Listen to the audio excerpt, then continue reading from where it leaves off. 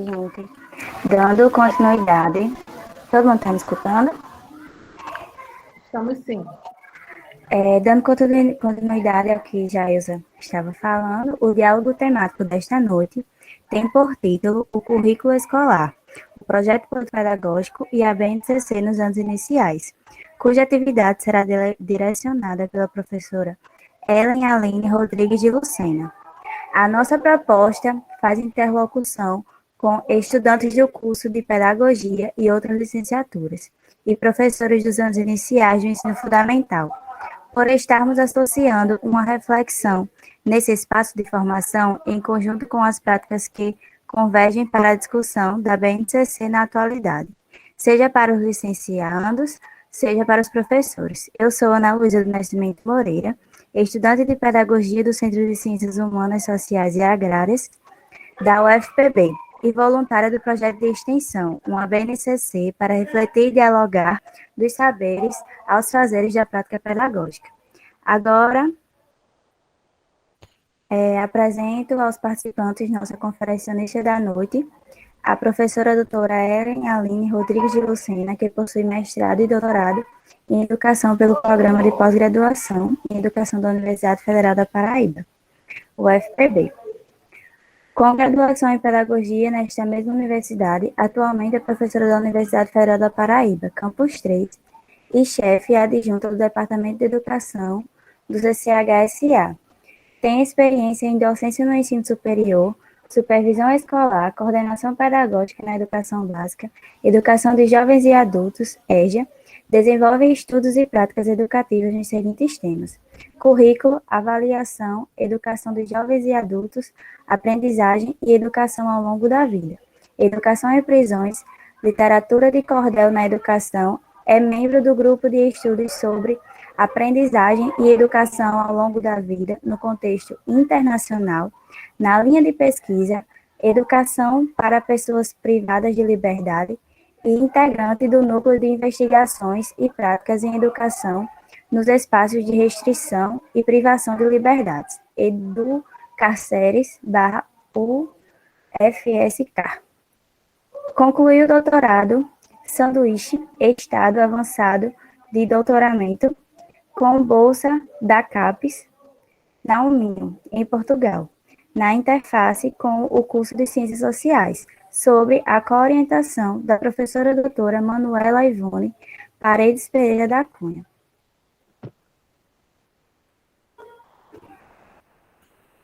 Pode apresentar, Ellen. Bom, gente, boa noite a todos e a todas. Fico muito feliz, né, com esse convite, Silvânia, que você me fez, né, sobretudo porque a gente está hoje aqui, pelo que eu entendi, né, nós estamos com alunos da graduação e com professores já que estão na prática, não é isso?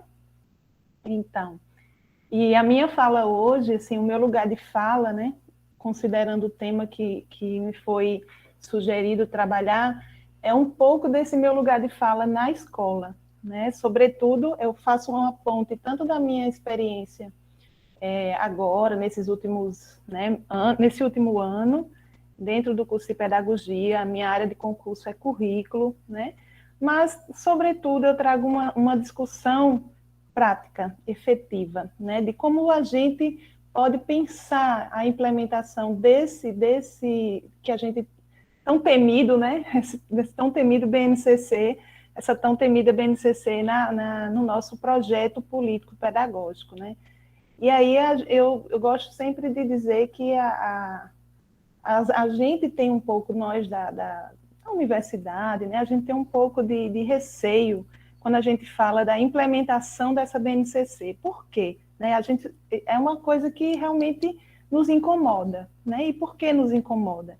Por toda a contextualização com a qual ela foi construída, né? Tudo que eu assisti o primeiro vídeo da professora Ana Cláudia, né? Fiz questão de assistir até para não ser repetitiva, e a gente vê ali naquela contextualização toda a questão mercantil, toda a questão econômica, né, que foi constituída a BNCC. E é nesse contexto, né, de angústia, mas também de pensar assim, temos ela, é a que temos, como que a gente precisa colocar ela na prática, ao mesmo tempo sendo dentro da nossa perspectiva humana, crítica, né, participativa, como é que a gente pode recontextualizar essa BNCC que é obrigatória, né? Então, eu queria colocar logo essa contextualização da minha fala nesse sentido, gente, que realmente eu não vou mentir para vocês, não é uma coisa simples, dá uma certa angústia a gente falar em aplicação da BNCC tal e qual ela está constituída, né, como ela está constituída. Eu vou passar os slides, vou ficar sem ver vocês agora, qualquer coisa vocês me chamam aí por voz, tá certo? E aí a gente pode ir interagindo. Bom, o tema, né, central, como está aí, deixa eu abrir aqui os slides. O currículo escolar, o projeto político-pedagógico e a BNCC nos anos iniciais. Eu fiz uma inversão aí dessa lógica, não trabalhei dentro dessa ordem cronológica, começo falando sobre o currículo, depois vou para a BNCC e termino com o PPP. Né? Mas aí, como diz, a ordem dos fatores, né, não altera o produto. Enfim, gente, existem vários conceitos de currículo, né? Então, são vários conceitos de currículo. A Ana Cláudia trouxe alguns, né? E a gente sabe que existem conceitos de currículo ligados à perspectiva pedagógica e conceitos de currículo ligados a uma perspectiva política, crítica, né? E aí eu começo conceituando pela origem da palavra mesmo, né? Então, o termo currículo, ele vai derivar do verbo latino correr, né? E essa corrida, né? Esse significado de pista de corrida, ele vai nos remeter ao currículo da escola, né? Ao todo tempo a gente faz associações com o currículo da escola. Então, a pista de corrida, esse ato de correr, esse percurso, né? Esse currículo é tudo que ocorre durante o percurso, é o caminho. Então, quando a gente fala em currículo na escola, a gente tem que sempre lembrar da origem dessa palavra, currículo, né? Essa pista de corrida, todo esse percurso. Eu só trago para ilustrar, né? E aí, eu gosto também de ilustrar fazendo umas analogias, né? Essa pista que serve de pano ou de base para a corrida, para que a corrida seja realizada, a gente chama de as escolas, né? As salas de aula, os níveis e as modalidades de ensino, a família na relação com a escola.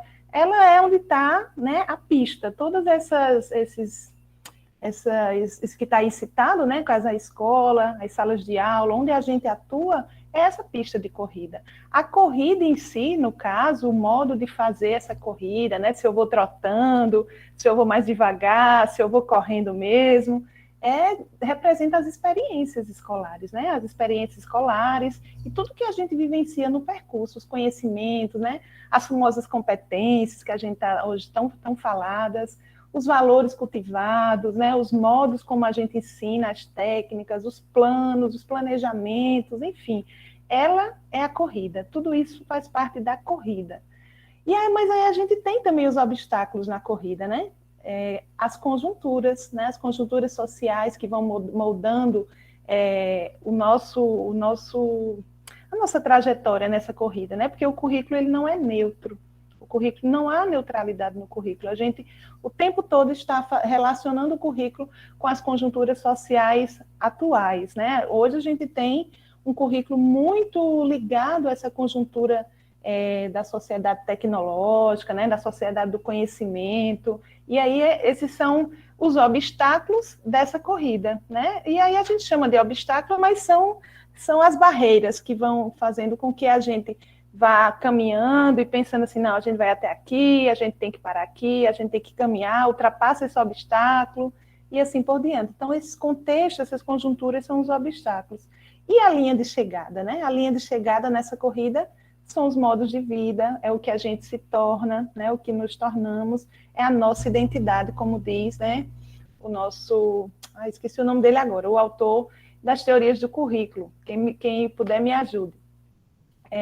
Ele vai falar que o currículo é a identidade, é um documento de identidade, né? E aí a gente chama esse momento como a linha de chegada. Tadeu? Isso, Tomás Tadeu, é esse mesmo. A linha de chegada é justamente o que a gente se torna, né? A identidade, como Tomás Tadeu fala, né? Que o currículo é um documento de identidade, porque tudo que a gente aprendeu na escola, eu sempre digo nas minhas salas de aula, né? Eu estudei muito tempo escola de freira, né? Tudo que a gente vai construindo, aquelas repressões, as repressões, também as liberdades, tudo que a gente vai construindo, a gente vai, nem percebe, né? Mas a gente vai se tornando quem a gente é a partir dessa trajetória curricular, né?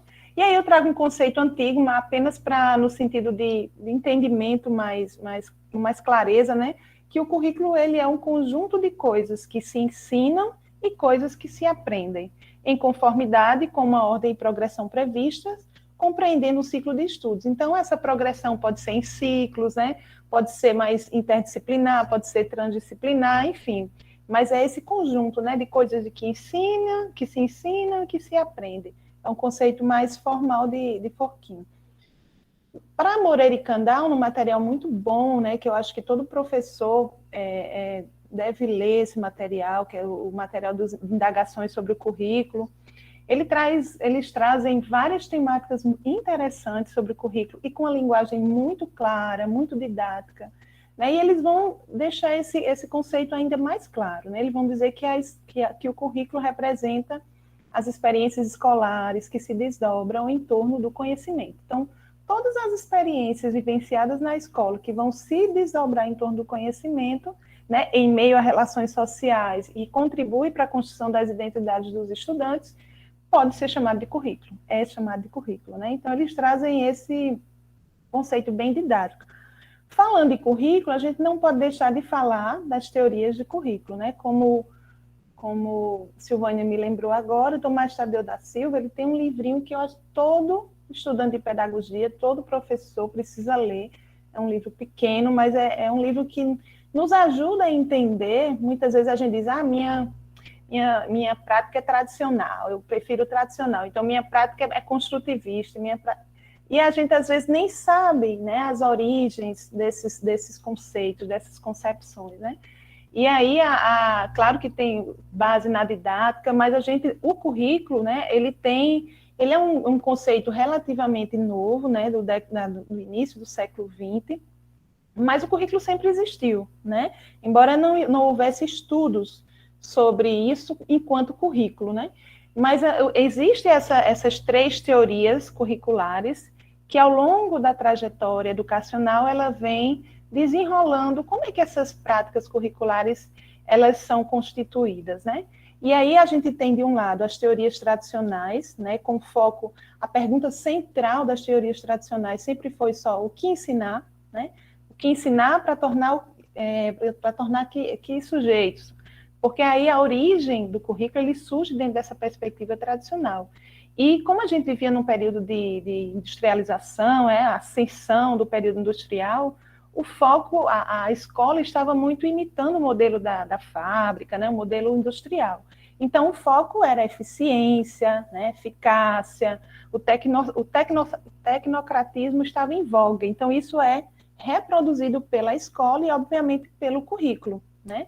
Então, o foco nas teorias tradicionais era o ensino, a aprendizagem, a avaliação, todos esses elementos que hoje ainda faz parte da nossa prática pedagógica, mas que nesse contexto aí não se analisavam as problemáticas sociais que estavam por trás, por exemplo, da falta de aprendizagem de determinados alunos, não se analisava, não se tem uma compreensão crítica de conceitos educacionais como aprendizagem, como avaliação, não existia, né? Aí a ideia era só pensar na questão dos meios para que se promovesse esse currículo.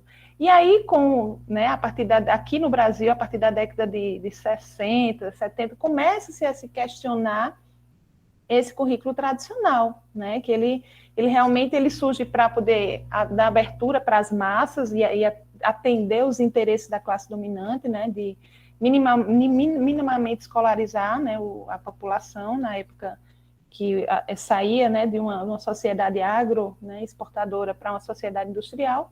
E aí as teorias críticas, com todos essas categorias que são aí elencadas, né, e com esses autores, eles vêm criticar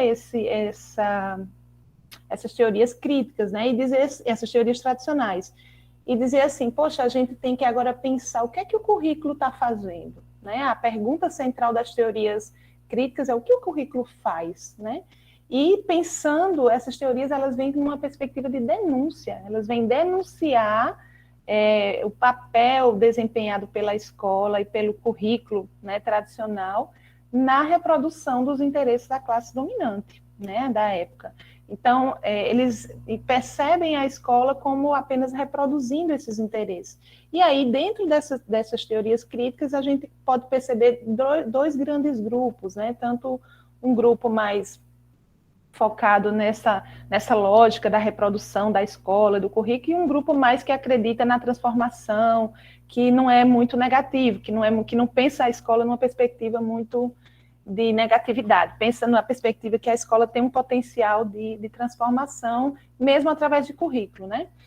E aí vem por outro lado, as teorias pós-críticas, que têm uma perspectiva muito de incertezas, ela é crítica, mas ela também faz algumas críticas às teorias críticas, né? No sentido de que agora não é mais pensar a educação e o currículo pela lógica da divisão de classes, né? Existem outros grupos que precisam ser incluídos nesse currículo que não estavam sendo contemplados, né? Então, é aí onde entra a discussão do multiculturalismo, né? A questão da identidade, a questão da subjetividade, enfim, é um currículo que vai mais indagar, na verdade, como é que esse currículo ele pode ser pensado a partir dos discursos que se produzem, né, através do texto que institui esse currículo, né? A lógica aí é uma lógica mais do discurso. Quais são os discursos que são produzidos no debate sobre o currículo? E aqui eu não vou me alongar, né? Eu vejo que isso também foi muito debatido. Qual é o contexto que a gente tem hoje, né? Até da instituição da própria BNCC. É um contexto onde essa BNCC foi construída, foi dentro de uma perspectiva neoliberal, né, que pregou ideais de Estado mínimo, de eficiência, de eficácia, né, um contexto neoconservador. Então, a ideia é um Estado forte, né, no sentido de algumas temáticas conservadoras, e um Estado mínimo, né, no sentido da economia, na perspectiva da economia. E dos benefícios sociais, aliás, dos benefícios sociais. Então, a gente tem hoje esse não sei nem chamar, né, esse círculo aí, que, na verdade, faz com que o currículo hoje ele recaia, né, como uma instância também que vai atender a esse estado regulador. Né? De que maneira? Através das avaliações externas. Se nós não cumprirmos, e aí vem o nosso papel enquanto educadores, né? A gente critica, a gente tem todo nosso questionamento, mas a gente tem que buscar saídas no sentido de aplicar essa política dentro de uma perspectiva mais humana, né? E crítica e emancipatória. Por quê? Porque lá no final, o estado regulador que a gente tem hoje, ele vai, de certa forma, ele vai lá na frente cobrar através das avaliações externas, né? Então, esse currículo é um currículo no sentido que a gente não desejaria, mas é o que a gente tem. Aí eu trago só essas pautas, né, do neoconservadorismo, que é o que hoje a gente tem visto, né, a escola sem partido, a educação. Eu vi um exemplo na Turquia, né, que retiraram a teoria da evolução de Darwin do currículo escolar. Enfim, a educação como alvo, né? Em 14 menções foram tiradas foi tirada a palavra gênero na BNCC. Gênero só aparece quando é relacionado a gêneros textuais. Então, esse contexto neoconservador é o contexto que hoje a BNCC foi construída, né? Então, é só para contextualizar mesmo. Mas aí, o que a BNCC e o PPP têm a ver com isso, né? Que relações eles têm? Aí eu trago essa ideia de uma brecha fenda, né?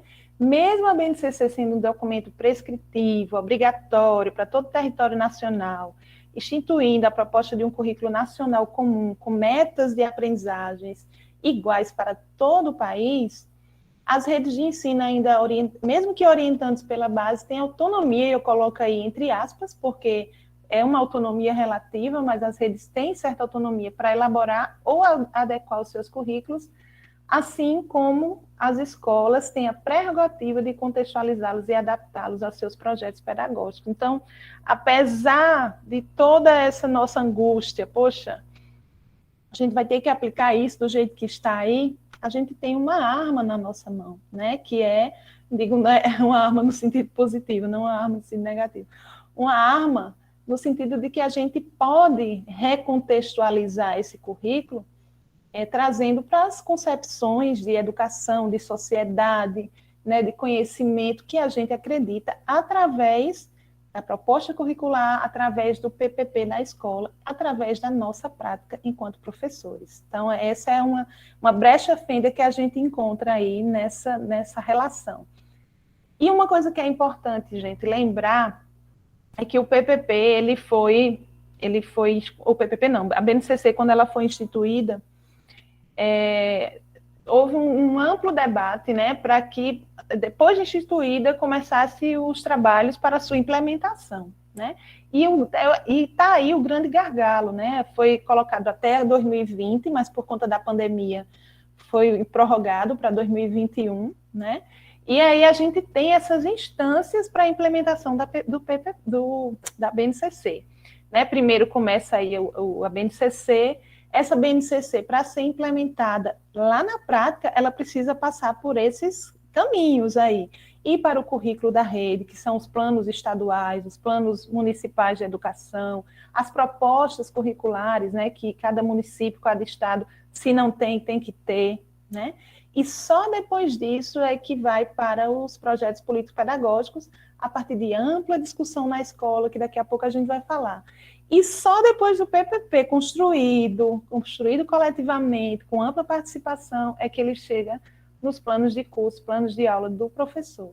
Então, tem gente que coloca a BNCC em cima, mas também não vai alterar. Mas chega lá no final, é na prática do professor, mas passa por todo esse processo. Infelizmente, o que a gente tem visto, e eu digo pela minha experiência há bem pouco tempo, como a gestão dos municípios não estavam conseguindo construir as suas propostas curriculares, havia uma cobrança dentro das escolas de que os professores já preparassem seus planos de aula, seus planos de curso, baseados na BNCC. E assim, eu lembro que me doeu muito na época, agora 2018, eu ter que sentar com as professoras para orientar um plano de curso já dentro do formato do que pedia lá na BNCC, né? Objetos do conhecimento, unidades temáticas, tudo daquele formatozinho. Embora eu sabia que tudo aquilo precisava ser passado primeiro pelo currículo do município, né? Mas, enfim. E a BNCC, né? Como a gente já colocou, né? A BNCC é uma lei, né? Ela tem caráter obrigatório, ela é amparada em outras legislações, né, a Constituição Federal, na LDB, nas diretrizes curriculares, no Plano Nacional da Educação, que os críticos, né, dessa BNCC vão dizer que não era essa BNCC que estava prevista nessa legislação. Mas os que argumentam e defendem a BNCC vão dizer, não, mas estava previsto, né? Então,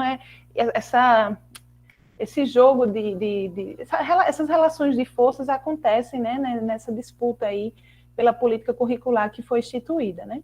E o que é que ela define? Ela vai definir essas aprendizagens essenciais que todos os alunos devem desenvolver ao longo da educação básica, em qualquer lugar do país. A ideia da BNCC era justamente essa, que não houvesse discrepância se eu trocasse, por exemplo, um sobrinho, um filho de qualquer um de nós, se mude daqui para o Sul, uma escola do Sul. Quando ele chegasse lá, ele ia acompanhar o mesmo conteúdo, as mesmas competências que estariam sendo trabalhadas aqui, seriam trabalhadas lá. Então, a ideia era beneficiar, no caso, não beneficiar, mas garantir esse direito a todos os estudantes do país.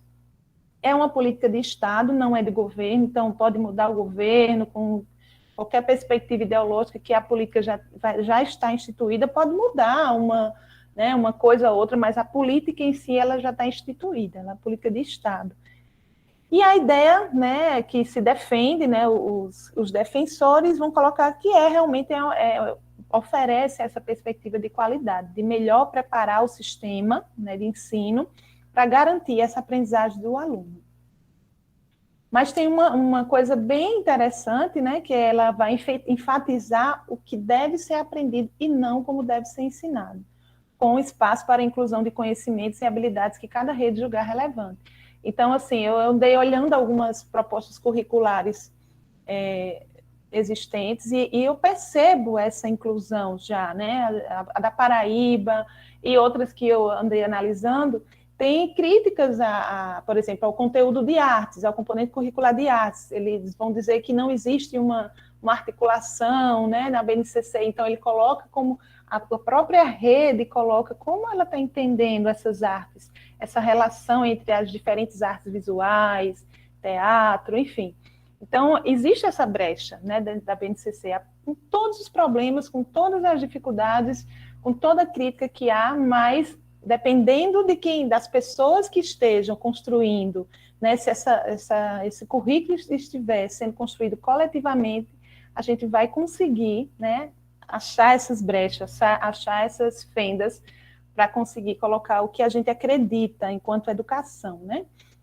E também o PPP abre espaço para os conteúdos locais, né? Que é aquela parte diversificada que também há, né, dentro da base, né? Existe um conteúdo específico comum e existe o conteúdo da parte diversificada, onde a gente vai colocar, né, os conhecimentos regionais, locais, da comunidade, de cada território onde a escola estiver inserida. E aí entra o papel do PPP, né? Eu coloco rapidamente o contexto da crítica, o que é que se critica, né, da base, a grosso modo, o domínio da leitura, escrita, quem diz isso é Saviani, né, lá em 2013 ainda estava sendo construída a ideia, ele dizia que a base vai propor, a grosso modo, esse domínio da leitura e da escrita, do cálculo, das ciências naturais, mas com outras terminologias. Ele também vai dizer que acaba se gastando muito tempo com esse documento, que ele estava falando de perspectiva de futuro, né? Quando, na verdade, as grandes questões da educação não eram contempladas, não eram consideradas nas políticas, não eram levadas em consideração, que é a formação precária, né? A formação continuada dos professores, né? A questão da estrutura física das escolas, e tantas outras questões, gente, que a educação precisa de investimento e acaba não tendo o devido investimento. Então, o currículo é trazido como uma perspectiva salvacionista, que vai salvar a educação, né? E é essa crítica que Saviani fez desde o início, né? Então, ele também critica a questão das avaliações, né, que vai acabar ajustando, né, esse funcionamento da educação aos parâmetros das avaliações externas, né, desde as internacionais até as nacionais. Então, esse é o contexto da crítica. Outra crítica que é feita é a questão das ausências, né, que a gente percebe na BNCC. Onde é que estão os indígenas? Onde é que estão os mais empobrecidos, os negros, as mulheres, na base, né? Nas entrelinhas, a gente consegue tirar, né? E é aí onde entra o nosso papel de educador, nas entrelinhas. Mas aí o que os críticos colocam, e sobretudo Arroio, ele coloca, há também as ausências dos sujeitos silenciados em todo o processo de construção dos currículos, entre eles os próprios professores. Ele cita os anteriores, que eu falei, mas ele cita também que há uma ausência de fala, né, no texto da base, dessa questão da identidade do professor, dos funcionários da educação, né, das funções que ele assume no ambiente escolar. Enfim, gente, essa ausência, ela é constituída como algo que tem, e isso tem tudo a ver com as teorias pós-críticas do currículo, né, quando ele fala no discurso, no texto, né, quando a gente deixa algo de fora para ser entendido só nas entrelinhas, isso também é uma postura política, né, então é nesse sentido que Arroio faz a crítica. E ele continua, né, outra crítica é a do esvaziamento de uma discussão teórica acerca de alguns conceitos importantes, como competências, habilidades, fica tudo nas entrelinhas, cultura, diversidade, deixa excessivamente vago sobre qual postura epistêmica a ser adotada. Lembremos, e aí coloca, né, que a aparente ausência epistemológica não significa que há ausência de uma postura política. E aí ele traz como aquela mensagem de Desmontout, que se você se cala diante da injustiça, você escolhe o lado do opressor. Então, por mais que esteja muito claro, muito claro não, mas por mais que esteja nas entrelinhas, né, as concepções pedagógicas, os conceitos que podem estar por trás ali de algumas práticas, de algumas habilidades, de algumas competências da BNCC, há esse esvaziamento teórico, né, e essa é uma das críticas. E aí a gente vai chegando agora nessa relação, né? Como é que a gente vai equilibrar essa balança PPP, BNCC, né? Considerando esse contexto todo que a gente já tem falado. Primeiro, eu coloco que os PPPs sempre foram, por definição, o campo de resistência da escola sobre as políticas educacionais que desconfiguram o papel da escola pública. Enfim, gente, se a gente for analisar a história da construção do PPP, ela é do período de redemocratização do país, né? Lá na década de 80, depois com a Constituição de 1988, com a LDB, né? A gente tinha propostas muito centralizadoras, propostas curriculares que vinham sempre de cima para baixo, e a gente não tinha esse instrumento riquíssimo que é o nosso projeto político-pedagógico, que é onde a gente pode colocar a identidade da escola, mesmo que venham as demandas, no caso do MEC e do governo central. Né? Então, foi uma conquista, né, da gestão democrática, desse movimento de redemocratização do Brasil. Então, mais do que nunca, e eu coloco em vermelho, porque mais do que nunca os PPPs não podem representar um documento de gaveta, deve estar em constante construção coletiva. Devem revelar o currículo ofertado pela escola, e nessa relação PPP e BNCC, a gente tem que exercitar o fazer científico da pedagogia. A gente tem que buscar esse caráter científico da pedagogia, que é de analisar a prática educativa, né? De realmente ter a pedagogia como uma ciência da educação que vai definir, que vai estudar esse fenômeno educativo e dentro desse processo de ação, reflexão e ação. Então, é nesse momento de reflexão coletiva do PPP, de construção desse PPP, que a gente vai analisar e vai colocar o nosso papel enquanto pedagogos, enquanto professores em ação, né? E aí onde a gente vai construir a autonomia e a identidade pedagógica da escola, transformando esse currículo, não um currículo apenas de cima para baixo, mas um currículo em movimento. Então, eu acredito muito no PPP, né, como esse instrumento que vai fazer esse movimento de recontextualização do que a gente muitas vezes só critica, a gente coloca como algo que vem de cima para baixo, mas a gente não exerce esse papel, esse nosso papel de pedagogo, que é de vamos estudar esse fenômeno educativo, que é a BNCC, de que maneira a gente pode recontextualizar, a gente pode trazer ela para o nosso favor, né? Dentro dessa concepção crítica da educação. De que maneira a gente pode fazer isso? E aí eu trago um conceito de Libânio, que ele vai dizer que o projeto representa a oportunidade, a direção, a coordenação pedagógica, os professores e a comunidade tomarem sua escola nas mãos, definir seu papel estratégico na educação das crianças e jovens, organizar suas ações, visando atingir os objetivos a que se propõe. É o ordenador, norteador da vida escolar. Gente, eu sou experiência viva. Eu cheguei na escola que eu trabalhava, não essa recente, mas a que eu trabalhei 10 anos, não existia PPP, existia um papel lá dizendo que era PPP.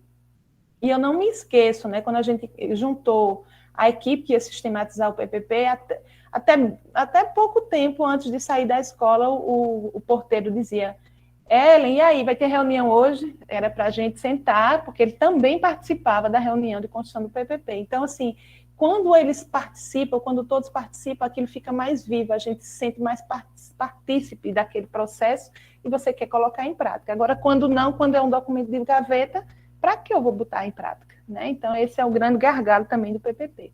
Mas, afinal, como elaborar o PPP de acordo com a BNCC, né? Esse também é algo que a gente já tem dificuldade de construir o PPP, quanto mais um PPP alinhado à BNCC. Né? Aí eu trago algumas sugestões, né? Claro que não muda muita coisa, só inclusões, né? Dentro do processo de construção. Eu trago, primeiro, alguns aspectos norteadores, né? Devemos primar pela qualidade da sua elaboração. esta qualidade tem duas vertentes, né, que é a qualidade formal, que é um documento construído com rigor teórico, com rigor metodológico, né, nesse processo de elaboração, e tem que ter uma qualidade política, que diz respeito à participação, ao grau de envolvimento e compromisso na realização, na elaboração do PPP, gente. Esse PPP ele não pode ser construído pela supervisora da escola, pela gestora da escola, por um estagiário que chegue na escola, não pode, né? Eu não consigo, né, conceber isso, né, como algo ético, na verdade, como algo ético. Então, é um processo que tem que ser construído coletivamente e tem que ser uma construção pensando nessa qualidade formal e nessa qualidade política. E a sua metodologia de construção tem que ser uma metodologia participativa, né? Participação de cada um, né, da escola, a participação de um grupo que vai sistematizar esse PPP, né? Quanto maior a participação, e aí eu gosto dessa fala, quanto maior a participação, maior a probabilidade de que as coisas venham de fato a acontecer, que elas saiam do papel. Porque uma coisa que eu mais ouvia falar antes de a gente construir o PPP da escola que eu trabalhei era: não, está só no papel, não serve de nada, não. Por quê? Você não participou, né? Você não se sente comprometido com aquele documento porque você nem ajudou a nada, você não se esforçou, você não fez nada. E algumas estratégias para a construção desse PPP têm a ver com essas organizações de grupos multidisciplinares, né, de forma que a gente possa pegar um representante de cada setor da escola, um representante de professor, um representante da secretaria, um representante, né, de cada setor. Ninguém pode ficar de fora. E esses grupos podem se reunir entre si para colocar as demandas e o representante traz para a reunião de sistematização. Então, veja, não acaba sendo um grupo menor no final, mas um grupo que tem representantes de todos os setores, né? Então, essa é a grande questão da construção do PPP. Então, para a expressão daquilo que o grupo pensa e quer, usamos o recurso metodológico do questionamento, da problematização sintetizada nas perguntas. Por que pergunta, né? Vasconcelos fala. Para provocar um desequilíbrio no sujeito, para estabelecer um desafio que leve a uma reflexão e produção. Por exemplo, gente, no PPP a gente tem que colocar concepção de educação, concepção de sociedade, concepção de conhecimento, e muitas vezes a gente não para pensar assim, o que é educação, né? O que eu acho que é educação? O que eu acho que é conhecimento, né? E isso vai levar os sujeitos da escola a refletirem. E depois isso pode ser feito através de questionário, enfim, de uma série de possibilidades. Depois, a equipe sistematizadora vai tentar associar essas concepções que foram colocadas com aquelas concepções que já são teorizadas, né? Que já existem no campo da teoria. Aí eu coloco algumas etapas para a construção, né? Sensibilização na equipe, planejamento do processo pela equipe gestora, definindo as ações, os prazos e os responsáveis, né? Isso tudo coletivamente, estudo dos principais aspectos do novo currículo, né? E o papel do PPP nessa contextualização da BNCC. Fundamental, gente, estudar a BNCC, né? Não existe essa possibilidade de a gente implementar uma coisa sem conhecer. Né? Então, é muito grande. Você é um professor da área de ensinos fundamentais, anos iniciais, se dedique, leia a introdução para entender a BNCC e se dedique na sua área de abrangência, né, onde você trabalha, é fundamental. A gente não pode falar do que a gente não conhece. Né? Levantamento de dados, né, quando a gente for fazer aquela parte do diagnóstico, né, e fazer uma leitura crítica desses dados da escola, daqui a pouco eu falo mais sobre isso. Mobilização da comunidade externa, a gente tem que chamar as famílias, os pais, as associações de bairro também para participar, porque elas estão inteiramente ligadas com a escola. Análise desses dados, socialização desses dados, depois a redação do texto, validação pela comunidade e divulgação da versão final. Então, a construção do PPP ele passa por essas etapas. Não dá para a gente pensar que é de outra forma. A gente tem que envolver todas essas etapas, começando pela mobilização da comunidade escolar e comunidade externa. Mas ainda falando da estrutura, né, da estrutura básica do PPP, nessa linha do planejamento participativo, a gente sempre fala de 3 marcos, quando a gente fala em PPP. O marco tem autores que invertem, começa pelo marco situacional, mas também aí não vai alterar o produto, né, no caso. Mas eu gosto muito de trabalhar com o sonho primeiro, né, com a esperança. O que é que a gente sonha para a escola, que é o marco referencial, né, para onde a gente quer ir, o que é que eu entendo por sociedade e como eu quero de que maneira eu quero essa sociedade, de que maneira eu quero que meus alunos sejam, né? Então, esse marco referencial é como se fosse o sonho de cada um da escola em relação a alguns temas específicos que têm a ver com o pedagógico, né? Então, o marco referencial é onde a gente vai colocar essa discussão sobre onde a gente quer ir, né? Para onde a gente quer ir. É o nosso ideal de educação, é o nosso ideal de prática pedagógica, é o nosso ideal de sociedade, né? Em segundo lugar, é o marco situacional, é a gente colocar o pé no chão, né? Como é que a gente está diante de tais e tais e tais e tais questões, né? Como é que a gente está em relação à prática pedagógica? Como é que a gente está em relação à avaliação? Como é que é o momento de questionar, né? E aí vem os debates, os grupos de debates, enfim. E também pensar a que distância nós estamos do nosso ideal, né? E por último, a gente tem o terceiro marco, que é o marco operacional, né? Que é onde a gente vai começar o processo de mediação, de ação, né? O que fazer, o que vamos fazer para diminuir a distância, né, daquilo que a gente idealiza em relação àquilo que aquela realidade concreta que a gente está, que a gente tem, né? Então, é um pouco isso. O PPP, ele precisa passar por esses 3 marcos. Aí, como é que a gente alinha a BNCC, né, gente? Primeiro, eu gosto de dizer que se a gente vai revisar um PPP, a gente tem que partir dele, né? A gente tem que partir dele. O que é que a gente já tem nesse PPP? O que é que pode ser acrescentado? E aí a gente vai pensando nos autores, nas teorias, pensando nas concepções pedagógicas que estão lá implícitas lá na BNCC, né? O que é que a gente vai acrescentar em termos de documentos legais? A própria BNCC tem que ser acrescentada em muitos PPPs que ainda não estão, né? As propostas curriculares de municípios e estados que foram atualizadas precisam entrar nesse marco referencial, porque o marco referencial é o que a gente idealiza, e dentro do que a gente idealiza tem as concepções filosóficas, as concepções teóricas que abalizam, né, que dão sustentação a esse nosso ideal, né? Por isso que a gente precisa tanto do âmbito legal quanto do âmbito teórico. Aí eu trago, né, dentro desse ideal, dentro desse para onde queremos ir, a gente tem que pensar nesse conceito, nessa concepção de homem e mulher, né? Qual é a concepção filosófica que mais nos aproximamos, né? É uma concepção que pensa num sujeito ativo, num sujeito obediente, num sujeito individualista, num sujeito que tem uma essência imutável, que é livre para fazer suas escolhas. A gente vai pensando, né, e vai colocando para discussão. Ou é um sujeito que é resultado de múltiplas determinações, é um sujeito que está em plena interação com a sociedade, né? Com base nessa reflexão, né, a gente tem que pensar, mas que sujeito a gente quer formar dentro da nossa escola?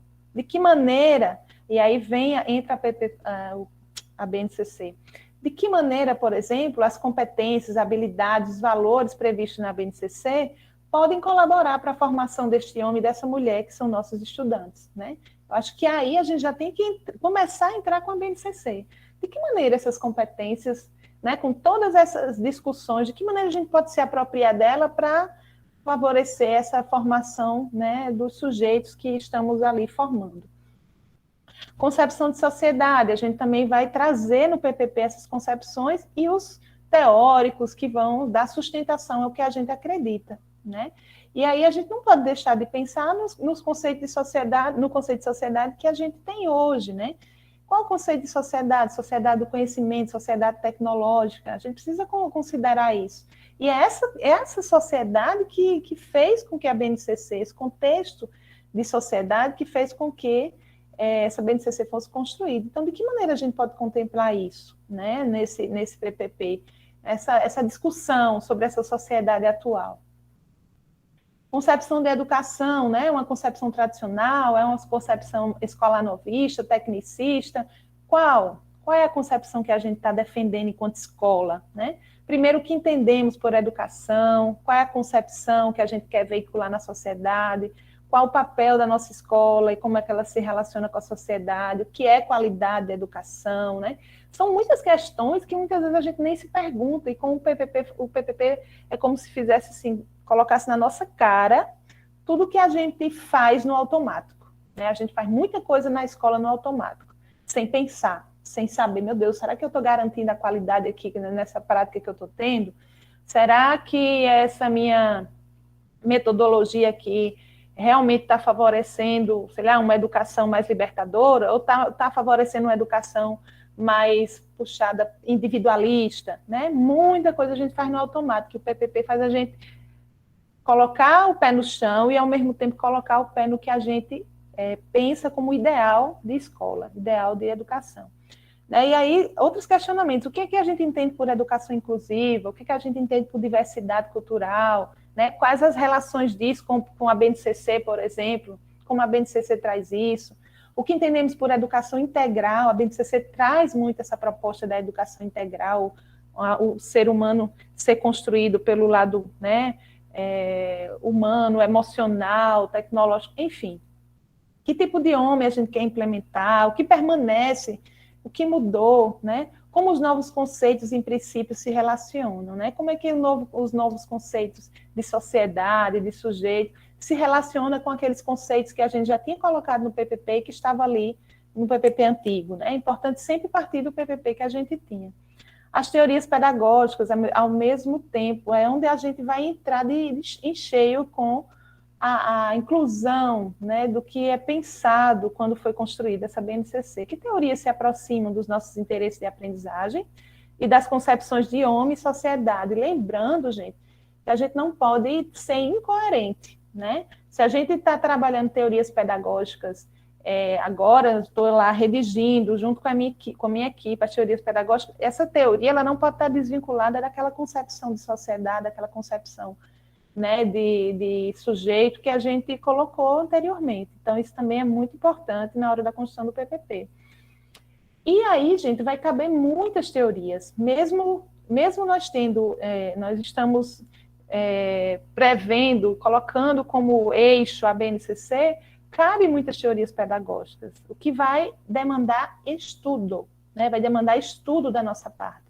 Né? Cabe a aprendizagem significativa de Ausubel, cabe a perspectiva socio-interacionista de Vygotsky, né?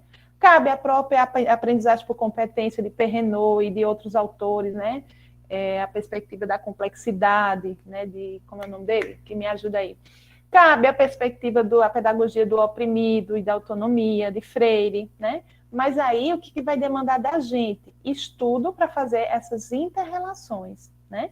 De que maneira as teorias pedagógicas que a gente acredita, que a gente defende, vai se relacionar com o que está ali sendo previsto na BNCC.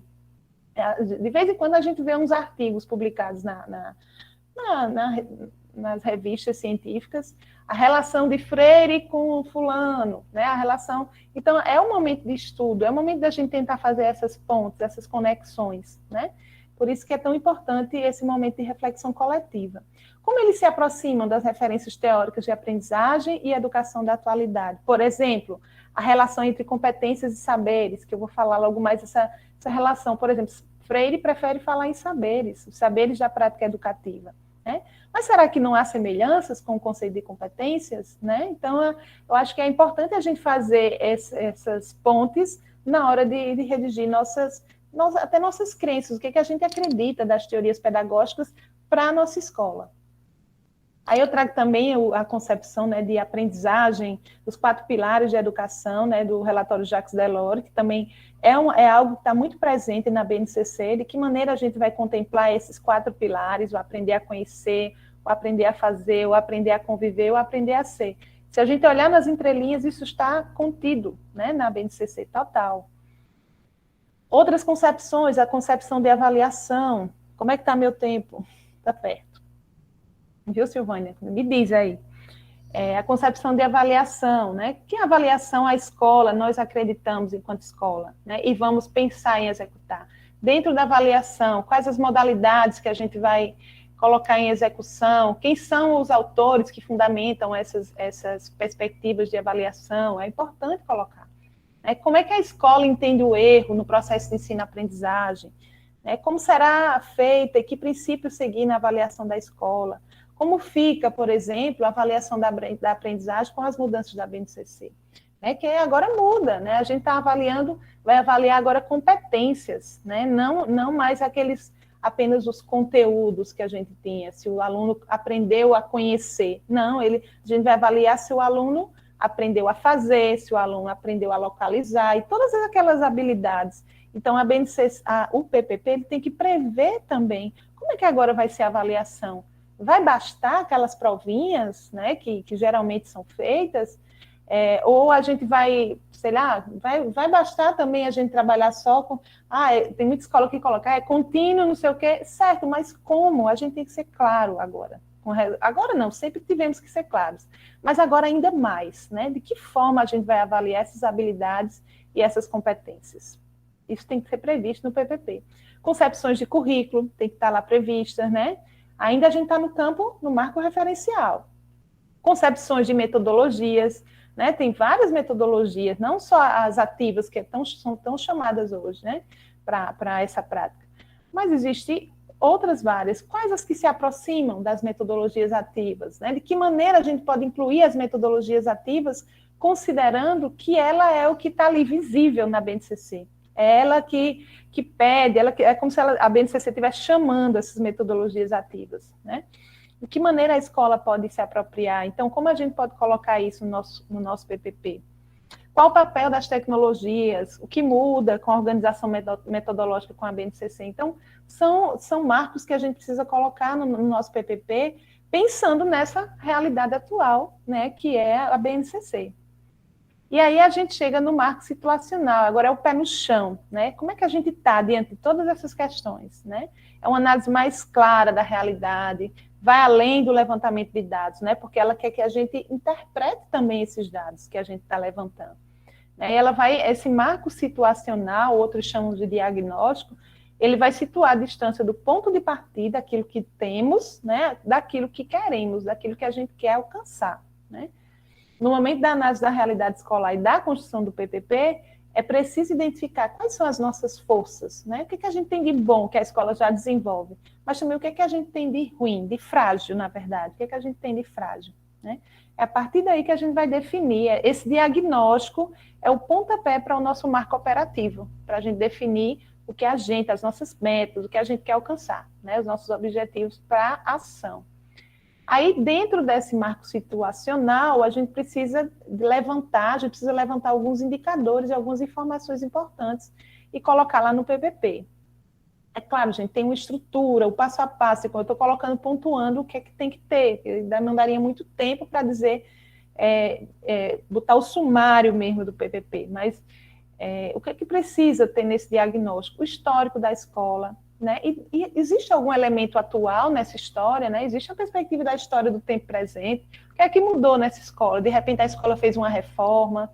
A própria inclusão da BNCC na trajetória da escola faz parte da história da escola, né? Eu me lembro que quando eu estava em 2015, quando estava começando essa construção, esse levantamento de ideias para a construção da BNCC, nós da escola fizemos parte desse processo, embora nada que a gente colocou, e isso foi um discurso das escolas do Brasil inteiro, foi contemplado na BNCC. Mas existiu um momento de que a gente esteve lá fazendo nossos relatórios para que aquilo fosse levado para a Secretaria da Educação e depois fosse levado para o MEC. Então, isso também faz parte da história da escola, é importante contextualizar, né?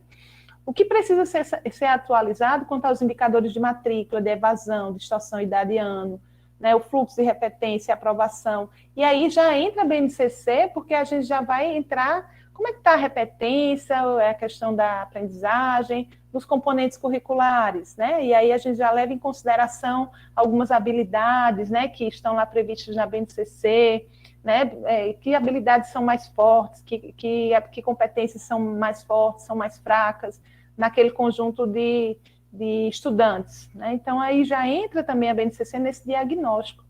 Com base nessas competências gerais, por exemplo, da BNCC, quais as que já são fortes na escola e são facilmente identificáveis? Porque tem, gente, muita escola que desenvolve muita coisa boa, né? Então, se a gente for analisar essas competências à luz da nossa prática, tem muita coisa que já acontece. Então, é importante a escola dar visibilidade a isso. Quais competências que a gente já desenvolve nos projetos que a gente desenvolve na escola, né? E em tantas outras práticas. Como é que a gente percebe isso?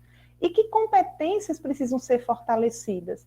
Porque essas competências, elas podem ser fortalecidas na prática, lá no dia a dia, na prática da sala de aula, mas também através de outras práticas, através de projetos, através de conselhos, através de grêmios, enfim, uma série de práticas que podem contribuir para essas competências. Então, veja, a gente está falando de diagnóstico, mas a gente já está entrando na BNCC, né? De que maneira a gente pode avaliar se a gente já frequenta, já coloca em prática essas competências ou não? Qual o perfil dos professores, servidores na escola, e dos alunos, e das famílias? Tudo entra no perfil, né, no diagnóstico da escola. Quais os indicadores de aprendizagem que a gente tem? Eles estão alinhados às expectativas de aprendizagem da BNCC?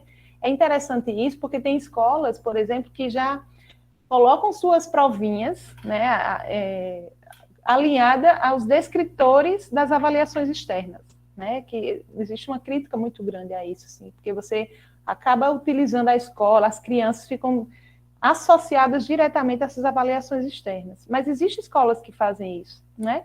E de que maneira isso está ligado com a BNCC? Como a gente pode fazer isso de uma maneira mais humana, gente? A gente não botar aquela, que eu já vi muito isso, a semana de avaliação que a escola faz anterior à avaliação externa, né? Aí as crianças ficam lá presas, fazendo aquela avaliação. De que maneira a gente pode ir trabalhando essas habilidades, essas competências, sem precisar fazer uma semana de avaliação, já que na outra os alunos já vão ser, né, cobrados a fazer parte dessa avaliação externa. E aí a gente acaba tendo uma prática muito, na verdade, antiética, muitas vezes. Como é a estrutura física da escola? Né? Continua a mesma, algo mudou, teve reforma? E como é que é o planejamento da gestão? O que continua, o que foi necessário mudar? E o planejamento da escola mesmo, entre os professores? Estão contemplando essas discussões da BNCC? Está tendo estudo? Tudo isso é diagnóstico. Né? A gente precisa colocar lá no PPP a cara da escola. Aí eu trago um pouco da caracterização, né? O que é que tem que ter, isso aí foi tirado de um PPP de uma escola, mas para a gente ir passando. Como estão as metodologias, né? O foco ainda está no professor, o foco está no ensino, está nos métodos, está na aprendizagem. A gente precisa colocar isso como, né, algo dessa pergunta, como estamos. Porque a BNCC hoje, o foco é na aprendizagem, né? O foco é no aluno, né? Tanto que antes a gente colocava no nosso plano de curso, né? Fazer com que, não sei o que, o aluno. Não, hoje a gente já bota o verbo direcionado para o aluno. Né? Então, como é que estão? Nossas metodologias estão favorecendo esse direcionamento com foco para o aluno? Né? Como está a relação espaço-tempo nas práticas educativas, gente? Essa questão espaço-tempo é muito problemática, né? Nas escolas. Às vezes não há o tempo, as briguinhas, entre aspas, né? Entre professores de uma disciplina, de outra, porque ali aquele espaço que tem da sala de leitura para mim agora, tu vai ficar, não, enfim. Os espaços-tempos da escola acabam sendo questões problemáticas. E a gente precisa registrar isso, porque a gente não quer melhorar, a gente não quer um ideal, né? Precisamos pensar também sobre isso. Como está a utilização dos espaços e recursos didáticos, né? Sala de leitura, laboratório de informática, livros didáticos, enfim, eu repeti aí. Computadores, como é que está sendo o uso, tudo isso tem que ficar claro, né? E como é que está o planejamento docente, como está a execução dos programas, dos projetos. Então, gente, vejo que tudo isso, aí eu trago um quadrinho, né, que no caso, quando a gente precisa revisar esse PPP, a gente pode só preencher um xizinho, já consta no PPP? Onde é que eu vou buscar essa informação, por exemplo, sobre a história, né, da escola, sobre a estrutura? Ou eu vou precisar elaborar, eu não, digo a minha equipe, né, de sistematização, vamos precisar elaborar alguma entrevista, algum questionário para colher aquela informação dentro daquela equipe de sistematização? Então, é bom sempre ir pensando dentro desse processo o como vamos fazer para adquirir esses dados, né? Então, é fundamental. Eu lembro que na escola que eu trabalhei, a gente teve que entrevistar pessoas antigas da comunidade para falar da história da escola, né? Então, tudo isso está envolvido nesse processo de construção do PPP.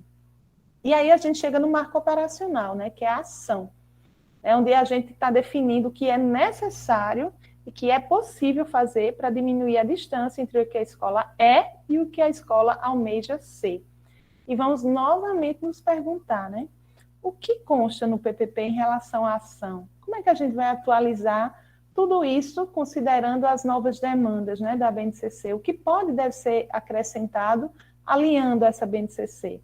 Primeiro, é importante dizer que nessa parte, nesse texto, né, da operacionalização, é bom fazer um breve resumo do que a gente, uma síntese, né, quais são as expectativas da escola, né, como é que a gente percebe essa escola, essa identidade da escola, enfim, antes de já ir direto ao ponto, direto à ação. Quais são as expectativas em relação à comunidade? Que objetivos e metas a gente tem para trabalhar com a comunidade? Será que a gente vai chamar a comunidade só para reunião de pais? Né? Quais são as nossas expectativas? Sempre, gente, à luz daquele nosso diagnóstico. Né? Qual a participação dessa comunidade na elaboração e na execução das metas? Né? Que estratégias, né? Que metas a gente tem, né, que cumprir quando a gente for revisar de novo o PPP? Ao revisar novamente, a gente já tem que pensar, poxa, isso aqui já deve estar cumprido quando a gente for revisar novamente o PPP. Né? Como definir estratégias, pessoas, grupos para a realização das ações definidas? Como fazer com que as ações definidas pelo coletivo sejam executadas? Então, tudo isso tem que estar previsto nessa parte introdutória do marco operacional. Né? Quais são as metas que precisam ser cumpridas para que esse PPP realmente se transforme em ação, para que ele não fique só no papel. Né? Que metas a gente vai cumprir para realmente executar esse PPP? E vem um ponto importantíssimo, 2 pontos, dentro desse marco operacional, que é a proposta pedagógica curricular, né? E o plano de ação, para que tudo isso seja executado. A proposta pedagógica curricular é aquela projeção dos objetivos, das competências, né, as diretrizes que a gente vai seguir, curriculares, as metodologias de avaliação, metodologias da prática, enfim, a proposta pedagógica curricular vai conter tudo que a gente almeja, sempre se baseando no currículo do Estado, no currículo, na proposta curricular do município. Né? Ela não parte, o ideal, né, não é partir da BNCC aí, é partir já do que foi construído a partir da BNCC, que é a proposta curricular do município, do Estado, e depois vem um plano de ação para cumprir todas essas outras questões. Né? Que forma a gente, né, organiza essa proposta curricular? Primeiro, essa proposta curricular dentro do PPP, vejo que são coisas inseridas no PPP. Né? Primeiro, integrar a BNCC, obviamente. Depois, considerar o currículo do Estado, o currículo do município dentro dessa proposta. Então, muitas vezes a gente pega o que está ali de essencial no currículo do Estado e coloca no PPP. Né? Outra coisa, incluir a parte diversificada, as características regionais, né, as características locais, né, em relação a que conhecimentos, que competências a gente quer que sejam contempladas, já que elas não estão previstas na BNCC. Né? E é interessante que a BNCC também coloca uma preocupação de que essa proposta curricular, inserida no PPP, ela se articula, ela de alguma maneira, ela mostre aos sujeitos da escola que estão ali colocando em ação como é que é, por exemplo, o ensino fundamental, anos iniciais, pode se relacionar com a educação infantil? Né? E de que maneira também pode ser, que estratégias, na verdade, a gente pode buscar para superar essas rupturas que ocorrem entre as duas fases do ensino fundamental 1 e 2? Porque é tão brusco, gente, a gente sabe que os sextos anos são turmas bem difíceis, né? Porque é muito brusco, você sai do 5º ano, os alunos para o 6º ano, aquela multidão de alunos, que geralmente são turmas maiores, né? Aquela quantidade maior de professor que é acrescentada. Né? A mesma coisa da educação infantil para o ensino fundamental 1, é uma ruptura. Né? De que maneira, na nossa proposta, a gente pode estar pensando em estratégias metodológicas para superar essas rupturas, essas dificuldades que acontecem nessas rupturas. E aí vem, dentro dessa proposta, eu não trouxe muita, né, a forma como isso acontece, porque depende muito de como estão construídas as propostas curriculares dos municípios e dos estados, mas a gente tem que começar a colocar na proposta curricular aquelas competências, né, das áreas de conhecimento, a gente colocar sempre com a cara da escola, né? Colocar quais são as competências das áreas de conhecimento, resume, coloca aquilo ali de uma forma que você vai estar demonstrando para quem lê o seu PPP, o PPP da sua escola, que você está contemplando aquelas competências, né? Também os componentes curriculares, coloca, organiza isso de uma forma que você vai ver, visualizar qual é a progressão de conhecimentos e competências que você está seguindo na sua escola, né? Primeiro, quais são os componentes e as competências, e depois qual a progressão de conhecimento que você coloca. Aí eu trago alguns exemplos aqui, mas antes de mostrar os exemplos, uma outra coisa que tem que ter na proposta curricular é dizendo que isso geralmente tem na proposta curricular do município, do estado, se a escola está organizada em ano, se está em ciclo, se está por eixo temático, se ela está organizada de forma bimestral, trimestral, semestral. Então, são coisas que a BNCC não prevê, mas a escola precisa colocar isso e deixar claro, né, para que a gente saiba, né, os professores, quem está atuando, saiba como é que está sendo considerada esse ciclo de aprendizagem, como é que está sendo considerado. E também essa proposta curricular tem que contemplar as metodologias e as estratégias de avaliação, né? Quais são as nossas metodologias, por exemplo, que vão ser priorizadas no componente curricular de, sei lá, de ciências, no componente curricular de matemática? Aí é um momento de destrinchar, de dizer mesmo quais são as prioridades, considerando aquele conjunto de habilidades, aquele conjunto de unidades temáticas, quais são as metodologias que vão ser priorizadas, né, nessa parte. E as estratégias de avaliação também, gente. A proposta pedagógica curricular não pode ser desvinculada da organização curricular, os componentes curriculares que são daquela área, as competências específicas, as metodologias e as estratégias de avaliação. E deixar claro também nessa proposta quais são, qual é a concepção, por exemplo, de educação infantil, aí você vai destrinchando, educação infantil, ensino fundamental, né? Como é que dentro do ensino fundamental, por exemplo, anos iniciais, está organizada as próprias salas, né? Existe reagrupamento intraclasse, por exemplo, grupos de alunos que, sei lá, tem uma faixa etária próxima, ou por questão de aprendizagem, como é que estão misturados alunos que têm mais facilidade com alunos que têm mais dificuldade juntos, para eles interagirem, um ajudar os outros, enfim. Existe também reagrupamento interclasse, né, alunos que são de outras salas, entrando naquela sala, tudo isso tem que estar previsto na proposta curricular, né? Como é que está pensada a educação para a diversidade? Como é que é pensada a educação integral, já que é um eixo tão importante da BNCC? Tanto a educação integral como a educação em tempo integral. Então, temáticas, né, pedagógicas precisam estar contempladas nessa proposta curricular, tá? Aí eu trago aqui o exemplo da proposta curricular da Paraíba, né, que geralmente eles estão colocando objetivos específicos de aprendizagem, né? Então, tem a definição do organizador curricular, que são os eixos, as unidades, os objetos. Então, lá na proposta curricular da Paraíba, que é recente, de 2019, ele já organiza dessa maneira. Por exemplo, o primeiro ano, né, objetivos de aprendizagem, conteúdos, e coloca do lado todas as habilidades que vão ser adquiridas a partir daquele eixo, né, oralidade.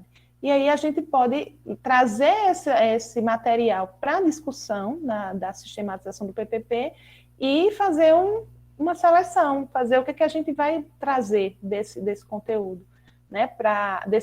Dessa proposta para dentro do PPP. Fica um documento enorme, gente, mas é um documento construído pela equipe, é um documento que a gente vai estar lá, visível, vendo o passo a passo que a gente vai estar fazendo mês a mês, né? No caso dessa proposta, eu achei interessante, porque ele vai colocando mês a mês. Embora fosse do 6º ano, mas eu trouxe como exemplo porque eu achei interessante. Ele coloca, por exemplo, no mês tal, todas aquelas habilidades dessa disciplina, desse componente curricular, aí bota, porque eu não botei todo, né? Eu cortei. Os objetos de conhecimento, olhe, a BNCC, eles trazem objetos de conhecimento muito vagos, né? Então, a gente pode acrescentar.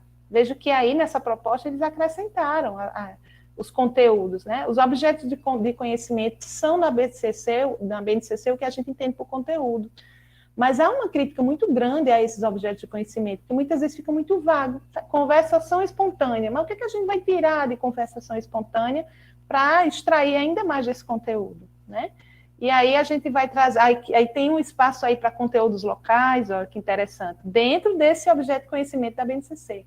Tem um espaço para metodologia, que isso vai caber a gente dentro da escola, né, através do PPP, através da prática do professor, e tem um espaço para avaliação. Então, vejo que é onde nos cabe acrescentar, né? Tem algo que a gente já está previsto, que são as habilidades, são as unidades temáticas, os objetos de conhecimento, mas além dos objetos de conhecimento, a gente pode acrescentar ainda mais coisa nele, considerando as realidades onde a gente está inserido. Eu trouxe outro também, aqui já é de outro conteúdo, de outro componente curricular, mas só para vocês perceberem aí como ele vai por mês, e aí a ideia, ao final do ano letivo, visualizar aquilo e perceber que tudo aquilo foi trabalhado. É claro que com a flexibilidade que a gente sabe que existe nas escolas, né? Então, depois de colocada toda essa proposta curricular no PPP, vem o plano de ação, né? Veja como o PPP, muitas vezes as pessoas, as escolas não colocam tudo isso junto no PPP, né? Por quê? Porque vai ficar muito grande. Não, mas é a nossa cara, é o momento que a gente tem de discutir. E eu lembro que eu fiz trabalho, tipo, 2 vezes. Às vezes a secretaria pedia da gente o PPP e pedia o plano de ação da gente. Então, eram coisas separadas. Então, quando a gente já faz uma coisa só, a gente não delega para supervisor, para gestor, né? A gente precisa fazer um plano de ação para colocar tudo isso em prática, né? Então, o PPP tem que prever isso. Então, esse plano de ação tem que ser elaborado à luz do diagnóstico, né, e dos indicadores que a gente coletou. A gente precisa ter esse plano de ação, estabelecendo prioridades, né, para que ele, de fato, seja factível no período do tempo que se dispõe, né? Meu Deus, é muita coisa, a gente não vai... Se a gente fizer junto, a gente consegue, né? Então, essa é a grande questão. É fundamental que esta parte contemple de forma explícita a maneira como a escola se adaptará para a implementação dos novos currículos, alinhada à BNCC, em todas as suas esferas, em relação aos objetivos, às metas, aos materiais didáticos, né?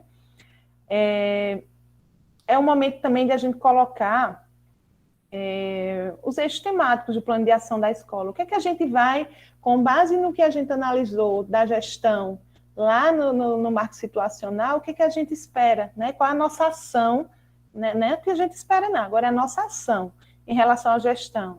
Vamos fazer mais reuniões participativas, conselhos, abrir mais espaço para os conselhos escolares, enfim, qual é a nossa ação, né? Sobre a formação de professores e de profissionais da escola, qual é a nossa ação na escola? Vai ficar aquele planejamento mensal, onde quase ninguém participa, né? Então, assim, a gente aprendeu com a pandemia, apesar da pandemia, né, a gente aprendeu a trabalhar online. Eu acho que esse é um ponto que a gente não vai perder, né, em relação a essa aprendizagem, mesmo, né, claro que ninguém queria que tivéssemos nesse contexto de pandemia, mas foi uma aprendizagem. Então, assim, acabou um pouco, né, claro que a gente tem as nossas realidades familiares, enfim, mas essa coisa da limitação do espaço, a gente agora pode fazer reuniões online, pensar juntos, né? Então, dá para a gente estudar, dá para a gente fazer uma escola que estude mais, que planeje mais, né? Então, é um pouco isso também que a gente tem que colocar no nosso plano de ação. Como é que vai ser essa formação? Quem é que vai, né, estar ali à frente dessa formação? Quais as práticas pedagógicas que a gente valoriza, né, e de avaliação também, e aí, na medida, qual é a nossa ação agora diante dessa prática? Qual é a nossa ação diante das estratégias de avaliação? Na infraestrutura, enfim, todos esses pontos que estão aí elencados. Nesse plano de ação, a gente vai colocar também o nosso plano, né, na verdade, quem é o público-alvo de todo o processo pedagógico, e aí a gente inclui cada um tem uma missão, cada um tem uma tarefa a cumprir, um objetivo. A gente vai justificar o nosso plano de ação, né? Porque ele é importante, né? Justamente, a gente vai justificar, não é grande coisa, a gente vai justificar dizendo que justamente a gente tem um ideal, a gente precisa cumprir com base em toda a realidade diagnóstica que a gente levantou, a gente tem uns pontos fortes, a gente tem uns pontos fracos, então a justificativa é no sentido de mostrar a necessidade desse plano, né, para que a gente tenha lá na frente o que a gente idealiza, que é uma educação mais de qualidade, né, com base naquelas concepções que a gente elencou. Definir uma meta, né, qual a meta que a gente quer alcançar a partir desse plano? Eu quero que minha escola com todo o problema que a gente contesta em relação ao IDEB, mas eu quero que minha escola melhore seus resultados no IDEB, é uma meta que ou então quero que meus estudantes eles sejam mais interessados pela escola, defina uma meta considerando toda a análise que você fez, que nós fizemos enquanto equipe escolar, né, da situação da escola e do desejo. Então, defina uma meta, né, olhando para esse diagnóstico, vamos definir uma meta. Então, não é bom colocar muitas metas nesse plano, é bom pensar numa meta que realmente tem a ver com esse contexto que a gente fez nesse processo, nessa análise toda, né? Objetivos, o que a gente pretende alcançar por meio desse plano, né? Quais as questões mais específicas, também listar a fundamentação teórica, claro, vai ser baseada naqueles eixos, naquelas concepções que a gente trouxe, teorias pedagógicas, enfim. Metodologia de execução, gente. Isso aqui é muito parecido com aqueles planejamentos estratégicos, né? A gente tem que pensar em objetivos, em ações, em metas, em cronograma, porque senão a gente não anda. Se a gente deixar solto, a gente acaba não deixando avançar, né? A gente não consegue realmente tirar do papel. Então, é preciso descrever detalhadamente o que será necessário realizar na execução do plano de ação para que a meta seja alcançada. Então, colocar lá o objetivo, qual é a função do supervisor, que ação ele vai desenvolver, qual o objetivo. A meta é garantir pelo menos 90% da articulação entre o que está no PPP e o que está executado nas práticas pedagógicas, por exemplo. Que cronograma para cumprir essa meta? Dá um cronograma. Então, a ideia é botar nesse plano de ação algo que realmente fique factível, que a gente visualize o cumprimento daquelas metas. Aqui é outro exemplo. E aí vem, né, a gente colocar nesse texto do plano de ação, como é que a gente vai acompanhar, vai monitorar esse plano, os recursos e as referências, tá? Então, é só para ilustrar.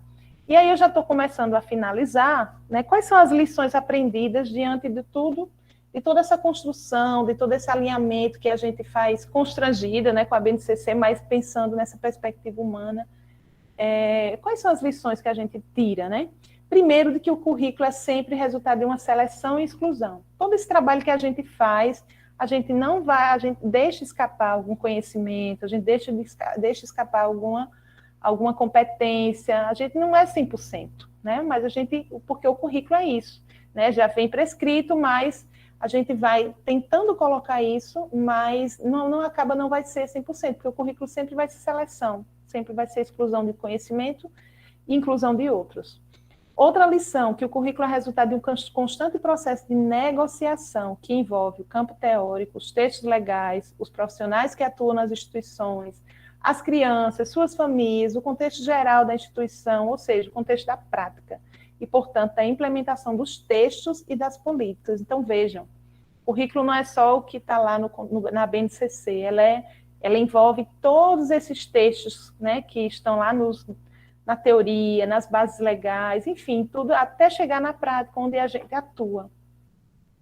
E dentro dessas lições aprendidas, quais os desafios que o discurso político, no caso, né, manifestado através da BNCC, nos impõe? Aí eu trago como reflexão, né? Como é que a gente, diante dessa angústia, como não transformar esse currículo em uma mera mercadoria, na medida em que a BNCC se articula como uma arma transformadora e salvacionista?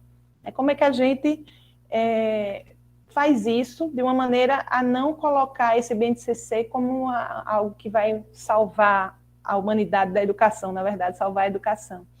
Como que a gente faz para não retomar aquela tradição técnica das políticas de educação, em que o currículo é primordialmente seleção, organização do conhecimento, né? Que a política curricular vigente desenvolve uma proposta focada em competências, em habilidades. Como é que a gente faz isso? Né? De não retomar essa tradição lá daquelas teorias tradicionais, que tem a partir do tecnicismo, considerando que a gente tem uma BNCC que retoma um pouco esses ideais. Como é que a gente pode fazer de uma maneira a não seguir metricamente esses ideais de mercado, né? Será que há escapes possíveis no contexto da nossa prática? Será que há linhas de fuga?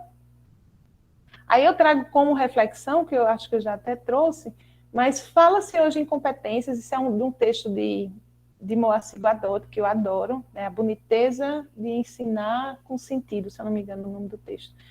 Fala-se hoje de competências profissionais do professor, mas ele disse que existe uma moda, né, nessa palavra de competência, que eu dei uma ajustada na citação dele, mas o que ele, só para parafraseei, né? Mas podemos incorporar também, será que a gente não pode incorporar a proposta freiriana de saberes, ainda que o centro esteja nas novas competências, na BNCC, e esteja o foco por competência, de que forma a gente pode fazer esse diálogo dentro do PPP, mesmo sabendo que a BNCC foca nas competências, mas de que maneira a gente pode humanizar essas competências? A ideia é essa, né? Como é que a gente pode, se é que isso é possível, né? Os saberes necessários à prática educativa representam uma alternativa frente ou ao lado do enfoque por competência. A gente pode caminhar lado a lado, como promover esse diálogo, né? Aí ele traz, Gadotti traz, que Paulo Freire preferia falar de saberes e não de competências. Uma palavra que para Freire, né, está muito associada à tradição utilitarista, tecnocrática, ao mundo da empresa, enfim, competitividade, enfim. Ele fala de saberes necessários à prática educativa, lá no livro Pedagogia da Autonomia. Então, esse livro é um livro que todo pedagogo tem que ter, um livro de cabeceira, né, que se a gente fizer uma análise, um diálogo, a gente vai entender e vai percebendo as nuances, né, as proximidades com esse discurso da competência, com um viés mais humano, né? Porque ele fala em rigorosidade metódica, ele fala, né, na autoridade do professor, ele fala em muitas questões que estão muito próximas dessa educação por competência, que, ao meu ver, acaba sendo uma educação com sentido, né? Na medida que você não conhece por conhecer, você conhece para mobilizar aquele conhecimento, né?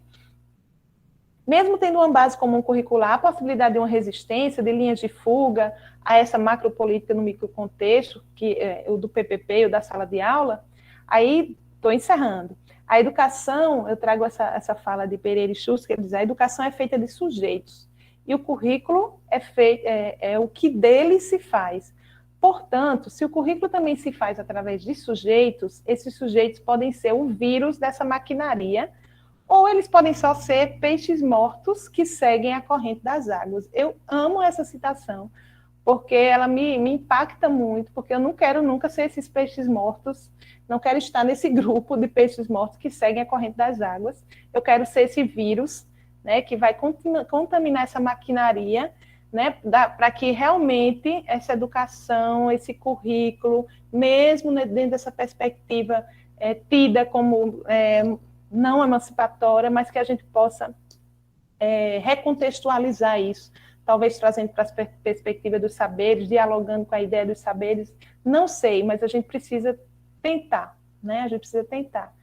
E aí, por último mesmo, a escola não deve se furtar ao dever de abrir ou ampliar o debate nos seus espaços democráticos, seja para pensar as rotas de fuga diante do que está instituído, seja para construir ou rever o seu projeto político-pedagógico e nele contemplar, através do debate coletivo, as lacunas identificadas na política curricular em questão, no caso que é a BNCC, colocando-as na prática pedagógica. Então, a escola tem que ampliar esse debate, preencher essas lacunas, né?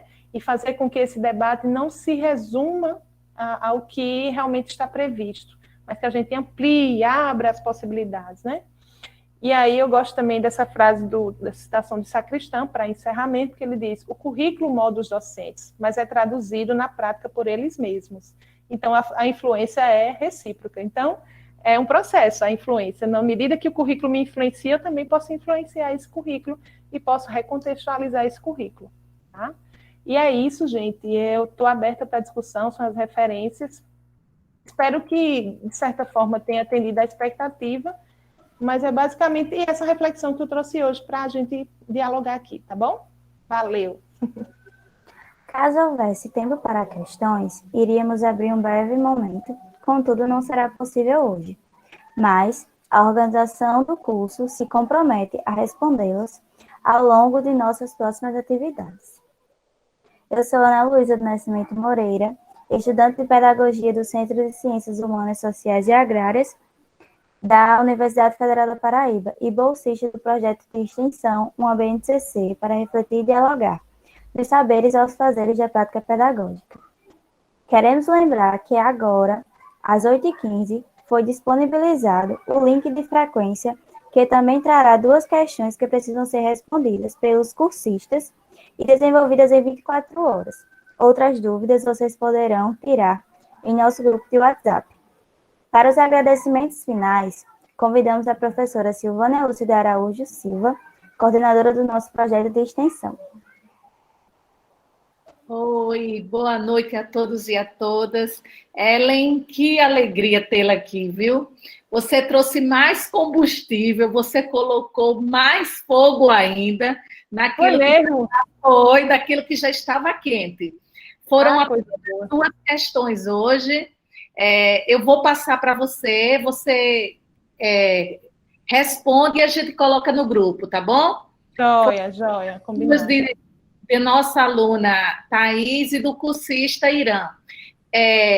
De antemão, dizer que foi maravilhoso tê-la essa noite. Né? Eu que agradeço, foi maravilhoso estar com vocês, gente, de verdade. A gente sabe que é uma temática super densa, né? Porque a gente constrói assim em 3 momentos um conteúdo para dar em menos de 1h30. Você vê o currículo escolar, o PPP e tudo nessa visão, né, que a gente tem que trazer a partir das bifurcações para a BNCC. Então, assim, eu só tenho que agradecer. Eu creio que a cada momento a gente está trazendo mais diálogo mesmo. Eu creio que os estudantes, os professores, os cursistas, de um modo geral, estão observando isso, né? Que o nosso curso está tendo assim uma abertura muito grande para que a gente não fique somente no diálogo da noite, mas, sobretudo, né, para além da noite que cada conferência tem trazido para a gente. A tua fala, Ellen, me lembrou muito uma expressão de Elias, né, de Norbert Elias, quando ele vai falar dos outsiders. A gente fica pensando aí, será que essa BNCC não é esse forasteiro realmente, dentro desse percurso, né, de que a gente conclui? E aí, como é que a gente vai se posicionando? Eu creio que a cada momento, né, a cada noite, a gente está podendo exatamente encontrar esse lugar. Esse lugar existe, a gente só tem que encontrá-lo. A tua fala casou um pouco com a minha no finalzinho, quando você trouxe saberes, porque eu consigo observar que há possibilidade, sim, da gente, numa circularidade de saberes, trazer elementos nossos para aquilo que governo quer, que leis quer, não importa, né? A gente tem como se constituir a partir dos nossos lugares. Excelente fala, só temos o que te agradecer, momento ímpar, a gente está aqui vivenciando, foram apenas 2 questões, mas a gente te encaminha, desde já, agradecendo a todos os cursistas, né? E mais uma vez agradecida demais a você, em nome de toda a equipe do Projeto Extensão, tá? Essa tua linda participação. Olha, só para encerrar, eu queria agradecer de novo. É muito bom ver os alunos, né? Alunos atuais, alunos de projeto. É muito bom saber que temos professores aqui, né? Que na verdade, eu adoro, né? Na verdade, esse tema, gosto muito, e eu acho que tem tudo a ver com o que a gente está vivenciando hoje, com nossas angústias. E a gratidão por esse convite, porque quando a gente recebe um convite desse, a gente também se ressignifica, a gente vai atrás. Eu fui atrás de outras propostas curriculares, né? A gente vai atrás, poxa vida, deixa eu ver como é que está realmente acontecendo, porque às vezes a gente está no nosso lugar, um lugar muito do corre-corre do dia a dia, e uma situação como essa, um convite desse, nos mobiliza, nos faz caminhar, nos faz nos mobilizarmos, né? Então, te agradeço demais, porque para mim foi muito importante, né? Eu queria registrar isso, que para mim foi importante nesse contexto de discussão, já que é uma discussão que hoje está tão acalorada, né? Te agradeço muito, Silvânia. Muito mesmo, obrigada. Só temos mais um pedido para te fazer. Envia para a gente os slides, porque todos os slides de cada palestra estão sendo compartilhada com o grupo inteiro, tá bom? Tá joia. Envio sim. Beijo, gente. Fiquem com Deus. Completo. Um beijo, Conceição. Queremos finalmente agradecer a todos os participantes em nosso encontro do curso de formação para professores, uma BNCC para refletir e dialogar dos saberes aos fazeres da prática pedagógica. Em tempo, convocamos a todos e a todas para participarem de nosso próximo encontro, que será no dia 16 de novembro. Boa noite e até lá. Boa noite, gente. Tchau, tchau. Fiquem com Deus.